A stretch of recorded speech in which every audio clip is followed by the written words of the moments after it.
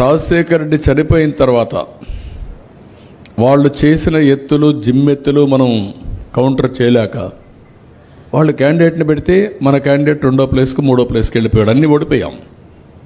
ఎన్నికలైన తర్వాత మన క్యాడర్ ఎవరైతే తెలుగుదేశం పార్టీ కోసం రక్తం చిందారో అలాంటి వ్యక్తుల కోసం పూర్తిగా సహకరించే బాధ్యత నాది. ఎమ్మెల్యే ఎంపీ అందరూ ఉంటాం, అన్ని విధాలా మీకు సహకరిస్తాం. ఇప్పుడు కూడా అందరిపైన ప్రజాభిప్రాయం తెప్పిస్తున్నాం.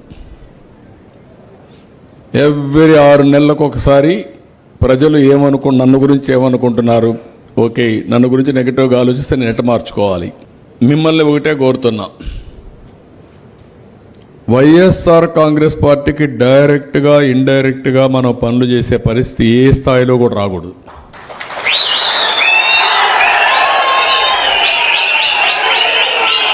I'm very clear on this.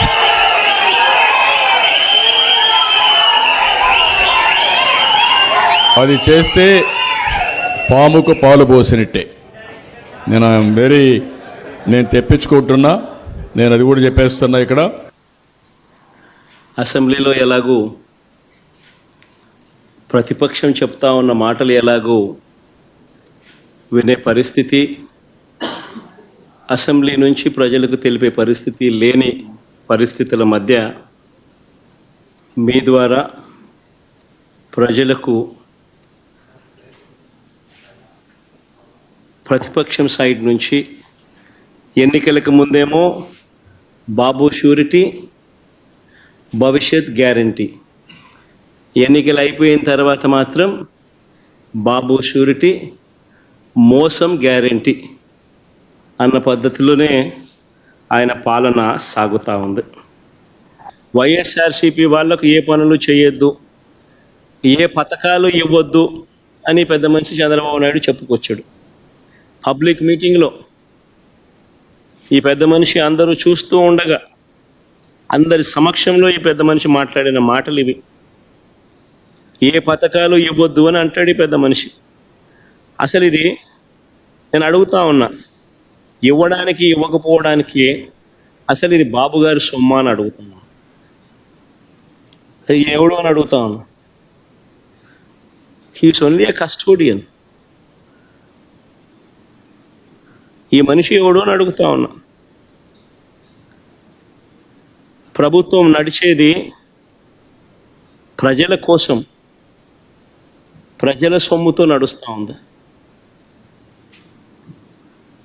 ఇదే పెద్ద మనిషి ముఖ్యమంత్రిగా ప్రమాణ స్వీకారం చేసేటప్పుడు ఈ పెద్ద మనిషి చేసిన ప్రమాణం ఏమిటి? పక్షపాతానికి, రాగద్వేషాలకు అతీతంగా పరిపాలన చేస్తాను అని చెప్పి రాజ్యాంగబద్ధంగా ఈ మనిషి ప్రమాణం చేశాడు. పక్షపాతానికి, రాగద్వేషాలకు అతీతంగా పరిపాలన చేస్తానని ప్రమాణం చేసి ఇప్పుడు ఈ పెద్ద మనిషి ఇలా మాట్లాడుతూ ఉన్నాడు. ఏకంగా బహిరంగంగా, బాహాటంగా పబ్లిక్ స్పీచ్లో ఈ మాదిరిగా మాట్లాడుతూ ఉన్నాడు. మరి ఈ మనిషి మీద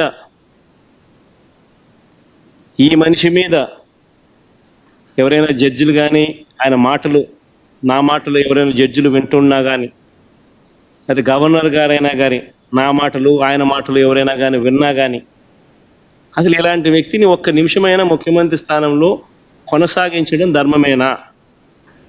మొదటిది యువతకు సంబంధించిన, ఉద్యోగాలకు సంబంధించిన చంద్రబాబు నాయుడు గారు చెప్పిన హామీ.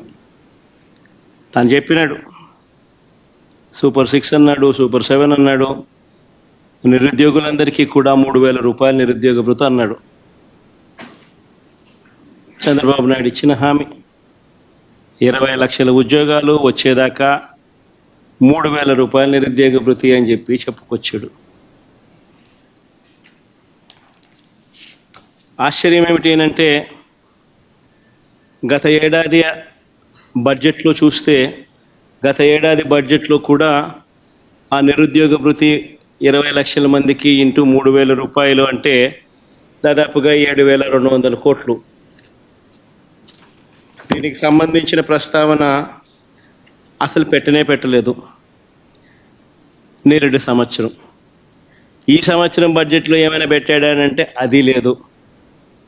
పరిస్థితి గమనిస్తే రాష్ట్ర అసెంబ్లీలో గవర్నర్ గారి చేత ఇచ్చే స్పీచ్లో ఏకంగా గవర్నర్ గారి ప్రసంగానికి సంబంధించిన వర్షన్ తెలుగు కాపీస్ అన్నీ కూడా ప్రతి శాసనసభ్యుడికి కౌన్సిల్ సభ్యులందరికీ కూడా బుక్స్ కూడా పంపిణీ చేసి, మళ్ళా అర్థం కాదేమో ప్రజలకు అని చెప్పి వాళ్ళు ఇచ్చిన దాంట్లో చూస్తే 4 లక్షల ఉద్యోగాలు ఇప్పటికే ఇచ్చేసాము. ఆల్రెడీ 4 లక్షల ఉద్యోగాలు ఈ 9 నెలల కాలంలోనే, 4 లక్షల ఉద్యోగాలు ఈ 9-10 నెలల కాలంలోనే 4 లక్షల ఉద్యోగాలు ఆల్రెడీ ఇచ్చేసాము అని చెప్పి ఏకంగా బుక్కుల ద్వారా ప్రింట్ కొట్టి మరీ సర్క్యులేట్ చేశారు. మా రాయలసీమలో ఉన్న మహిళలందరూ ఎదురు చూస్తున్నారు. విశాఖపట్నం పోయి రావచ్చు కదా, పోయి చూసి రావచ్చు కదా, బాగుంటుంది కదా అని చెప్పి.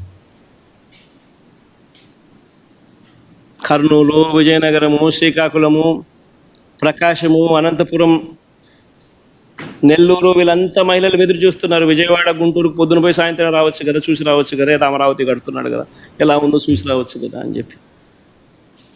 ఉచిత బస్సు పెడితే ఉచితంగా ప్రయాణం చేసి రావచ్చు కదా, ఎక్కడికి పడితే అక్కడికి పోవచ్చు కదా, విహారయాత్రలకు పోవచ్చు కదా, చూసి రావచ్చు కదా, విశాఖపట్నం దగ్గర నుంచి, విజయవాడ దగ్గర నుంచి, గుంటూరు దగ్గర నుంచి అందరూ చూసి రావచ్చు కదా అని చెప్పి అందరూ ఎదురు చూస్తూ ఉన్నారు.